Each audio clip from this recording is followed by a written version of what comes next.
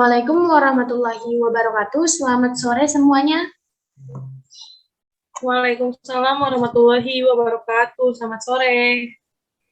Sebelumnya, perkenalkan, kami dari kelompok 3 dengan anggota kelompok yang pertama saya sendiri, Lea Sartika dengan NIM 2109215, Aflandia dengan NIM 2108175, Aulia Robia Dawia dengan NIM 2109714, Siti Hanifah Sahrani dengan NIM 2102557, Satifah Saim dengan NIM 2109739, Suyanti dengan NIM 2108967. Pada video kali ini, kelompok kami akan mempresentasikan terkait dana dan market lingkungan outdoor dan indoor, yang dimana video ini adalah untuk memenuhi salah satu tugas ujian akhir semester kami dengan mata kuliah pengelolaan lingkungan belajar, program studi pendidikan guru, pendidikan anak usia dini dari Universitas Pendidikan Indonesia Kampus Daerah Serang dan dosen pengampu Ibu Liza Susanti MPD. Boleh di next teh?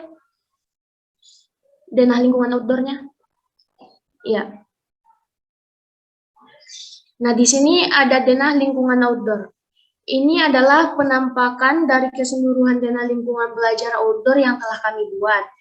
Pada bagian pertama ini terdapat gerbang TK, di sebelah kanan terdapat rumput, dan di sampingnya terdapat tong sampah yang dibagi menjadi dua, yaitu sampah organik dan non-organik. Selanjutnya di sampingnya lagi terdapat tempat cuci tangan. Pada bagian tengah denah outdoor ini terdapat tangga majemuk, globe, dan jungkat-jungkit. Selanjutnya di bagian kirinya terdapat ayunan, bak pasir, kursi panjang, perosotan, dan yang terakhir ada aula. Untuk luas keseluruhan denahnya 8 x 7 meter persegi. Selanjutnya akan disampaikan oleh rekan saya, Afla Andia. Baik, selanjutnya terdapat gerbang pembatas wilayah bermain anak dengan lingkungan luar. Di setiap sisi pagar terdapat tanaman hias sebagai tempat di mana anak bisa mengetahui nama dan jenis dari tanaman tersebut. Dan udara di sekitar anak akan terasa sejuk karena dengan adanya tanaman hijau atau hias di sekitar pagar tersebut. Kedua, di dekat tanaman hias terdapat tempat sampah yang sudah diberi petunjuk sampah organik dan non-organik, di mana agar anak sembari belajar agar bisa mengetahui sampah mana yang bisa didaur ulang ataupun tidak. Di samping tempat sampah tersebut terdapat wastafel, tempat anak untuk mencuci tangan sehabis bermain ataupun selepas dan sebelum makan siang. Ketiga, banyak berbagai jenis permainan yang ada di halaman depan kelas. Terdapat ayunan dan juga jungkit, yang dimana kedua permainan tersebut dapat melatih otot dan motorik anak saat bermain. Jadi, anak akan senantiasa tumbuh kembang saat sambil bermain. Selanjutnya akan dilanjutkan oleh Teh Aulia. Baik, terima kasih Teh. Yang keempat terdapat permainan global atau bola dunia. Permainan ini dapat melatih motorik anak dan otak anak dengan mengambil langkah atau pijakan saat bermain agar anak dapat seimbang dalam permainan tersebut dan tidak akan mudah terjatuh. Di samping global atau bola dunia tersebut, terdapat permainan setengah lingkaran yang berfungsi untuk melatih cengkraman anak dan otot-otot kecil anak dalam bermain. Kelima, setelah permainan tersebut, terdapat juga bak pasir dan perosotan. Fungsi pertama dari bak pasir ialah agar anak bisa berimajinasi membentuk pasir menjadi gumpalan-gumpalan yang ingin mereka buat. Seperti contohnya, rumah-rumahan dari pasir, istana pasir, dan lain-lain. Fungsi dari perosotan adalah, perosotan juga dapat melatih mentalnya anak untuk menghadapi ketinggian. Keberanian akan ketinggian adalah satu jenis keberanian yang perlu diasah. Berikutnya ialah terdapat kursi panjang yang dimana anak bisa berkumpul duduk bersama teman-temannya sambil membahas permainan yang ingin dimainkan bersama. Atau kursi tersebut juga dapat dipergunakan sebagai tempat menunggu orang tua murid yang datang untuk menjemput putra-putrinya setelah selesai bersekolah. Selanjutnya akan dilanjutkan oleh Teh Siti Hanifah Sahrani. Oke, terima kasih. Selanjutnya itu denah lingkungan indoor. Pada denah indoor terdapat pintu utama. Di sampingnya terdapat rak sepatu dan jendela. Dan pada bagian dalam ruangan, tepatnya di sebelah kiri pintu, terdapat ruangan kepala sekolah. Selanjutnya terdapat area sains, area matematika, rak edukasi, dan ruangan untuk kamar mandi. Selanjutnya di sebelah ruang kamar mandi terdapat rak piala, rak permainan, dan ruangan perpustakaan. Di sebelah kiri pintu utama terdapat area musik, area agama, dan rak buku. Dan terakhir di bagian tengah ruangan terdapat area tulis, yaitu papan tulis, meja, dan kursi. Adapun panjang dan lebarnya ialah 1.705 cm kali 1.125 dengan luas bangunan 188,42 meter persegi. Lalu maket lingkungan indoor.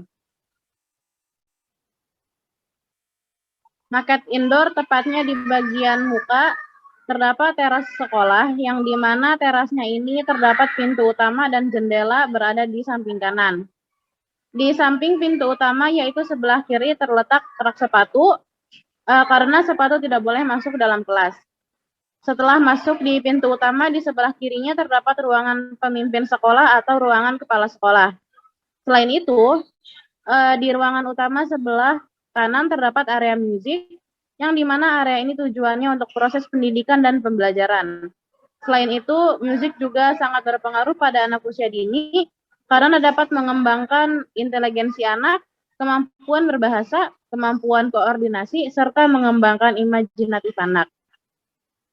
Selanjutnya akan dilanjutkan oleh Teh Satifah Sain.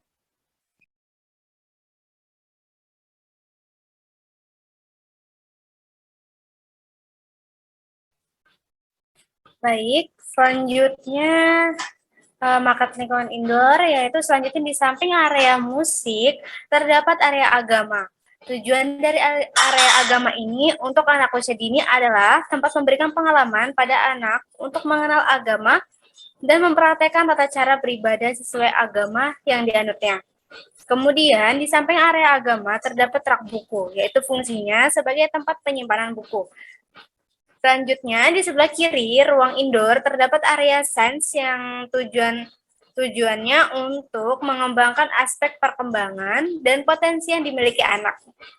Kemampuan sains untuk anak usia dini adalah bagaimana anak mampu mengembangkan kemampuan mengamati, mengklasifikasikan, menarik kesimpulan, mengkomunikasikan, dan mengaplikasikannya berdasarkan pengalaman sains yang diperolehnya. Nah, selanjutnya, di samping area sains terdapat area matematika, yang di mana area ini tujuannya untuk belajarkan anak berdasarkan konsep matematika yang benar, menarik, dan menyenangkan. Menghindari ketakutan terhadap matematika sejak awal, mampu membantu anak belajar matematika secara alami melalui kegiatan permainan belajar matematika sejak dini sangat penting karena kondisi otak anak pada usia dini sangat cepat menyerap ilmu baru. Selain membantu anak dalam berinteraksi, matematika juga digunakan dalam menjalani aktivitas sehari-hari. Baik, selanjutnya akan dilanjutkan oleh Teh Yanti. Terima kasih. Baik, selanjutnya di sebelah area matematika terdapat rak edukasi yang di mana rak ini digunakan tempat penyimpanan buku-buku maupun alat-alat yang berhubungan dengan edukasi untuk anak. Dan di bagian tengah ruangan indoor terdapat area menulis dan tersedianya meja dan kursi.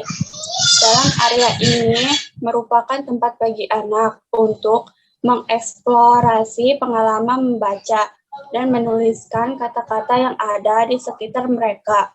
Selanjutnya, di bagian belakang terdapat ruang kamar mandi, dan di sebelahnya terdapat rak piala dan rak permainan. Rak ini digunakan sebagai tempat penyimpanan alat permainan edukatif. Permainan edukatif sendiri digunakan sebagai media pembelajaran bagi anak usia dini yang memiliki fungsi untuk menciptakan suasana belajar yang menyenangkan bagi anak dan memberikan rangsangan serta kesempatan pada anak untuk mengembangkan kemampuannya. Kemudian, di samping lagi, terdapat ruang perpustakaan yang bertujuan untuk memperkenalkan perpustakaan kepada anak sejak usia dini, sekaligus untuk menumbuh kembangkan minat baca anak. Mungkin cukup sekian presentasi dari market lingkungan belajar outdoor dan indoor dari kelompok kami. Semoga bermanfaat dan terima kasih telah menonton. Wassalamualaikum warahmatullahi wabarakatuh. Waalaikumsalam Waalaikumsalam warahmatullahi warahmatullahi wabarakatuh. Terima kasih.